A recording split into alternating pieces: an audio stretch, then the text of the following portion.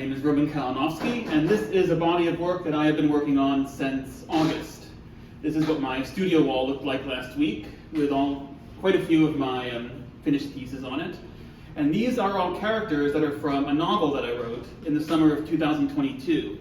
I didn't have a whole lot else going on at that time.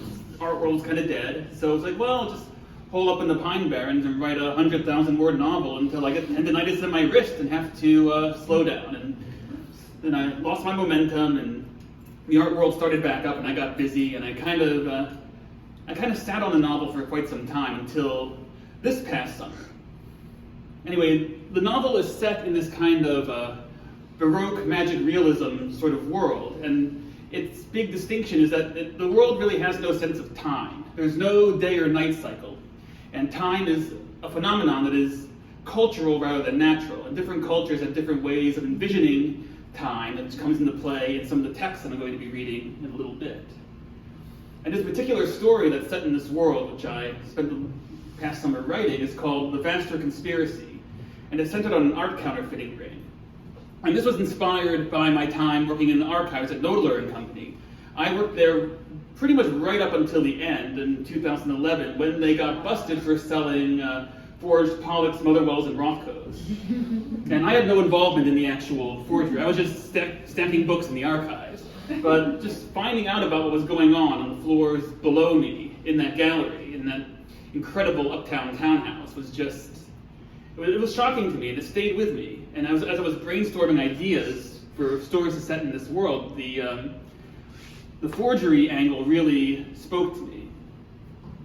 So fast forward to this past summer, I sort of burned out on my previous body of work that I'd been doing, and I was trying to find a new direction.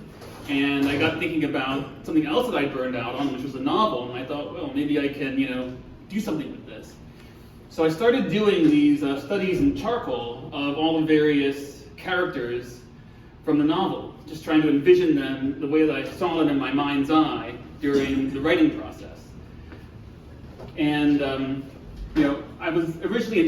I originally had intended to just have them be preliminary studies to do oil paintings based off of. But as I was working with the charcoal and the vellum, I started getting really into it. And I started seeing them as finished works in their own right. And then I started, going bigger. And so I started making some larger ones. And we have some 18 by 24 ones over on the left there. And I recently reorganized my workspace so that I can accommodate up to 40 by 60 inch works on vellum. So there's going to be some bigger stuff coming down the pike here. 3 minutes gone.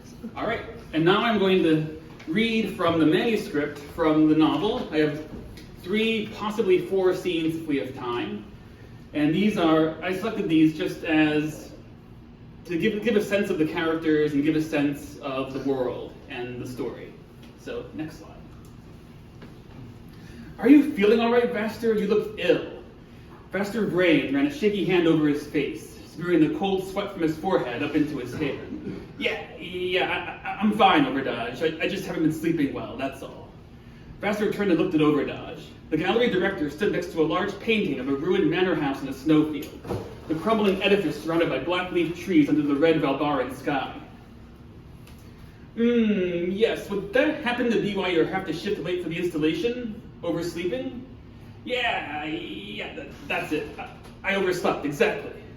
Overdodge glared at Vaster. I paid my augur a tidy sum to find the most auspicious ark on which to install this exhibition and hold the reception you see. Showing up late disrespect the stars, and it disrespects me. Won't happen again, Vaster lied. Overdodge turned and scrutinized the side of the picture frame. I can still see a gap in this corner, Sheldron. Can you hang it again and make it straighter? Pardon me. The stretchers and frame are warped. Nothing we can do, no matter how many times we take it down and put it back up. Yes, well, there must be something that can make this corner not stick out so much. Vaster groaned. It looks fine from over here. Nobody's ever going to notice it. I don't care if it looks fine. It isn't fine. There is no way under the stars that we are opening an exhibition with a crooked painting. If it only looks crooked from where you're standing, Overdodge, what if we made sure nobody could stand there? Overdodge chuckled. Yes, you mean place a section of the gallery off limits to the viewing public? Exactly. Put a table or a chair there, right next to that corner of the painting. Vaster turned to Sheldron. Do we have something we can put there? Sheldron pointed to an antique Derrickwood armchair. Could use that. Move it over, let's see how it looks. Overdash pushed up his glasses. This is a cover-up, not a solution. Vassar smirked. The same thing to me. Moving ahead. Standing near the gallery door, leaning against a concrete support pillar covered in runic graffiti and star cycles of half-torn playbills, was a woman wearing a floor-length embroidered dress from the Zillion Regency on the other side of the world. Around her neck, she wore a bejeweled golden pillar on a thread-thin gold chain, which looked liable to snap at any moment. Oh, are you with the gallery? Vassar looked over at her and nodded. I didn't miss seeing AG here, did I? I'm not late for the reception? The reception starts on grade 1 of shift 3. You're very early. Oh, is that a long time from now? Hopefully long enough for me to go home and get some sleep first. The woman giggled. I'm sorry, I'm not from around here and I don't understand star time yet. How much longer is it in candle time? 6 a minutes. 24th ring mark? A 12th? A whole passage? I'm not sure what any of that means. Vassar wiped the sweat from his forehead up into his hair. Just come back after the clock reads shift 3 so you can see the art. Hopefully meet your friend. The woman smiled. I'll do that, thank you. Vassar faked a smile back as he and the shell-drawn turned and walked down a side street. Oh, I forgot to... There are 2 more of her. Can you just go through the other 2 real quick?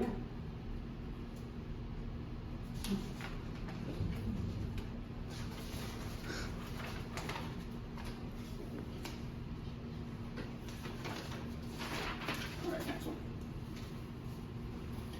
Galena turned and looked at Vassar. You're Overdash's second in command then? And as chief of collector relations.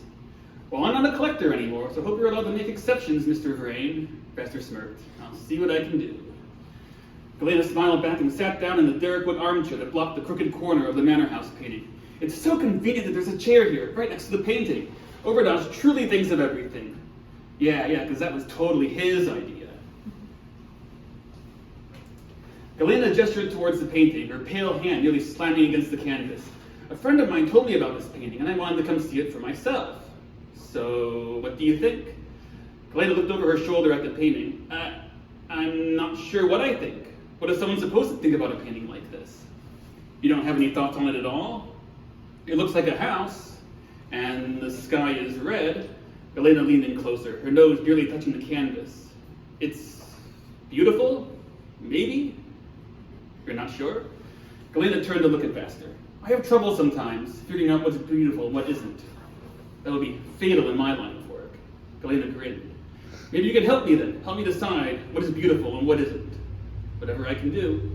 Okay, Vassar, is this painting beautiful? I think so. 8 minutes. A tiny light staying lit inside a ruined monument to war, slaughter, and death is beautiful.